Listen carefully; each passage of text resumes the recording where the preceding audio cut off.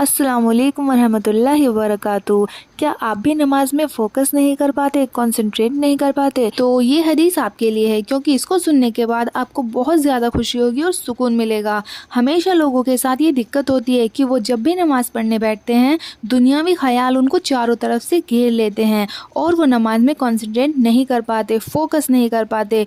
वो कितना भी कोशिश कर लें नमाज में फ़ोकस करने की, पूरा ध्यान लगाने की, लेकिन शैतान उनको वसवसे दे ही देता है और वो बार बार कंसंट्रेट करने की कोशिश करते हैं, लेकिन शैतान उनको वसवसे दे ही देता है और ऐसा ही सिलसिला चलता रहता है और वो नमाज में फ़ोकस नहीं कर पाते और इस वजह से वो बहुत ज़्यादा परेशान हो जाते हैं। परेशान होने की ज़रूरत नहीं है। आपको ये जानकर खुशी होगी कि अल्लाह सुब्हान व तआला को ये नमाज भी कबूल है कि बंदा मेरे लिए स्ट्रगल कर रहा है, मन नहीं है, सुकून नहीं है, शैतान से लड़ रहा है, लेकिन फिर भी नमाज पढ़ रहा है मेरे हुक्म से। एक बात याद रखें, शैतान सिर्फ उसी को परेशान करता है, उसी को वसवसे देता है जो अपने सच्चे खुदा के सामने खड़ा होता है, क्योंकि शैतान को भी मालूम है कि यही नमाज इसे एक दिन बुराइयों से बचाएगी। आपको खुश होना चाहिए कि यही परेशानी आपके ईमान की पहचान है और जो लोग अल्लाह के अलावा किसी और की इबादत करते हैं तो उनको ये ख्यालात नहीं आते कि मुझे वसवसे क्यों आते हैं, क्योंकि शैतान सिर्फ उसी को परेशान करता है जो अपने सच्चे खुदा के सामने खड़ा होता है। नमाज में वसवसे आना शैतान की चाल है। शैतान नमाज में वसवसे भेजकर हमें गुनाह करने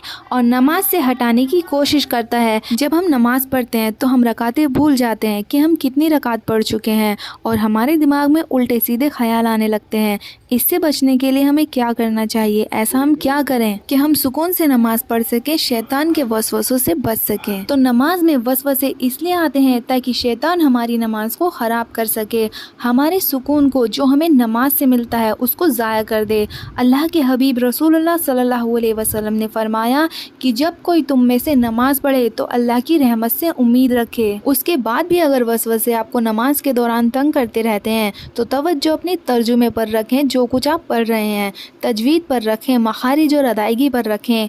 फिर भी अगर दिल मुतमईन नहीं होता और वसवसा आपको सता रहा है और गालिब आ रहा है तो ऐन नमाज के दौरान थोड़ा सा लेफ्ट साइड रुख कर लीजिए और ऐसे तसव्वुर करें कि जैसे शैतान को धुतकार रहे हैं। वसवसों की तरफ ध्यान न दें। अब्दुल आला ने साइद जरीरी से, उन्होंने अबू अला से रिवायत की कि सैयदना उस्मान बिन आस रज़ियल्लाहु ताला अन्हु नबी करीम सल्लल्लाहु अलैहि वसल्लम के पास आए और कहा, या रसूलल्लाह, शैतान मेरी नमाज में हाइल हो जाता है और मुझे कुरान भुला देता है। आप सल्लल्लाहु अलैहि वसल्लम ने फरमाया कि उस शैतान का नाम खिंजब है। जब तुझे उस शैतान का असर मालूम हो तो उससे अल्लाह ताला की पनाह मांग और नमाज के अंदर ही बाईं तरफ 3 बार थूक ले। सैयदना उस्मान रज़ियल्लाहु ताला अन्हु ने कहा, मैंने ऐसा ही किया, फिर अल्लाह ताला ने उस शैतान को मुझसे दूर कर दिया। सही मुस्लिम हदीस नंबर 5738।